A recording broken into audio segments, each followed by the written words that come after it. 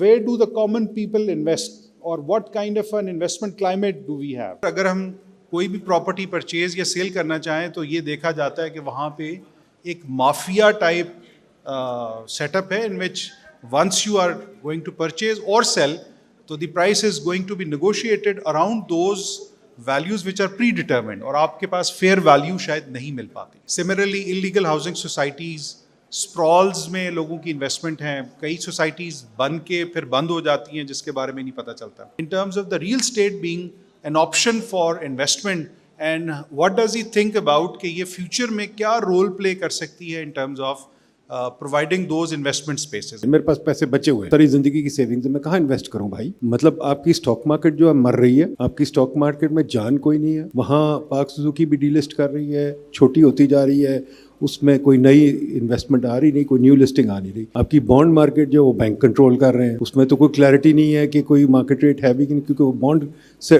Bank set करते हैं. Banks के पास क्रेडिट कोई नहीं है. बाकी ज़मीन में रिटर्न तो है पर 50% तो फ्रॉड है. 30 साल लगते हैं हमें वेट करने में कि प्लॉट बन जाए. तो हमारे पास और उसके अलावा मार्केट ही कोई नहीं है. और ये मार्केट जो सी आपकी ब्रोकर्स वाली मार्केट है, स्टॉक मार्केट, ये बैठी हुई है. तो हम इन्वेस्ट कहाँ करें? सारा वक्त आप टीवी पे कहते हैं इन्वेस्ट करो. तो आपसे जो दो सवाल है, एक तो ये है इंस्ट्रूमेंट्स क्या है हमारे पास इन्वेस्ट करने के.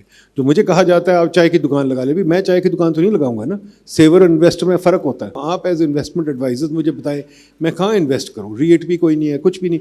हमने एक पूरी लिस्ट बनाई हुई है कि कितने इंस्ट्रूमेंट्स मिसिंग इस मार्केट से. चुदराहट तो बहुत है पर इंस्ट्रूमेंट्स बहुत कम है. तो ये बताइए इंस्ट्रूमेंट्स कहाँ से हैं और क्यों हम उनमें इन्वेस्ट करें? कोई भी जगह हो और किसी भी तरह की इन्वेस्टमेंट टाइप हो, उसके लिए सबसे ज़्यादा ज़रूरी, सबसे इम्पॉर्टेंट चीज़ उस इन्वेस्टर के पर्सपेक्टिव में रिसर्च होती है. Because everything is not for everyone, we understand that. हमने देखना ये है कि हमारी इस रियल एस्टेट इंडस्ट्री के अंदर जो लोग इन्वेस्ट करना चाह रहे हैं उन्होंने अपनी वर्किंग क्या की है, because that working is related to their investment portfolio and that is also related to their requirement. Pakistan में और दीगर ममालिक में, थर्ड वर्ल्ड कंट्रीज में, ये एक बहुत बड़ा प्रॉब्लम है जिसे हम हर्ड बिहेवियर कहते हैं. अब इस हर्ड बिहेवियर का शिकार कभी कभी बहुत पढ़े लिखे लोग भी हो जाते हैं, उसकी वजह से नुकसानात उठाए जाते हैं. हर्ड बिहेवियर से बचने के लिए मेरा ये ख्याल है कि हमें सबसे पहले ये समझना होगा कि वेयर टू इन्वेस्ट. देखिए, जहां तक अपनी इंडस्ट्री की बात है, रियल एस्टेट की बात है, in my view point the best investment on earth is in earth, that is for sure, but the point is where we make the decision that makes the difference in your decision. अब हम जब ये अपनी strategy explain करने की कोशिश करें या इसके ऊपर वर्कआउट करने की कोशिश करें, तब हमें ये देखना है कि हम किस नीश में इन्वेस्टमेंट करें. हम लोग एक टर्म बहुत वाइडली यूज़ करते हैं अपनी बिजनेस में, which is called blue ocean strategy and red ocean strategy. हम लोग आमतौर पर रेड ओशन में मूव कर जाते हैं जहाँ पर कंपटीशन भी बहुत ज़्यादा होता है, और आपने माफियाज का जिक्र किया, उसका भी बहुत बड़ा रोल होता है, और इसके साथ साथ जो इंफ्रास्ट्रक्चर है उसके भी बहुत सारे कंस्ट्रेंट्स होते हैं, प्लस गवर्नमेंट अथॉरिटीज़ और दीगर चीज़ें भी उसमें बहुत ज़्यादा वर्कआउट कर रही होती हैं. तो हमने सबसे पहले ये डिसाइड करना है कि हमने किस नीश में मूव करना है. उसके लिए हम टर्म यूज़ करते हैं जोनिंग की. Will have to think about which zone should we select. अब वो जोन कमर्शियल भी हो सकता है, वो जोन डोमेस्टिक भी हो सकता है, वो जोन रिटेल भी हो सकता है, वो इवन लीजिंग भी हो सकता है, और इन चीज़ों को हम कंसिडर करते हुए अपनी इन्वेस्टमेंट की तरफ मूव करें.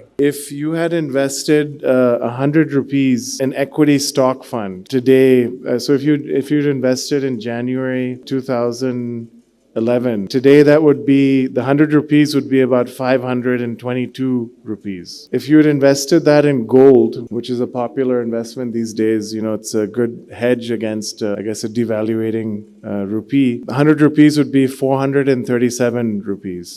If you had invested in Karachi real estate, 100 rupees would be 300 rupees. So if you look historically over decades, in the long run, equity investments are usually outperforming real estate, gold, even dollars. If you look at dollars, if you invested in USD over the last 12 years, 100 rupees would be about 330 rupees today. So equities globally have outperformed other asset classes. And I think generally there's a misperception on equities with retail investors, because they view equities is something, you know, that's manipulated. It's closely controlled, you know, by the sponsors or the families. And I think in Pakistan, that is the case. You know, it used to be the case, but I think now the market is broadening. You know, obviously the capitalization of the stock market has come down recently, but I think it does offer attractive yields. You know, earnings are still up.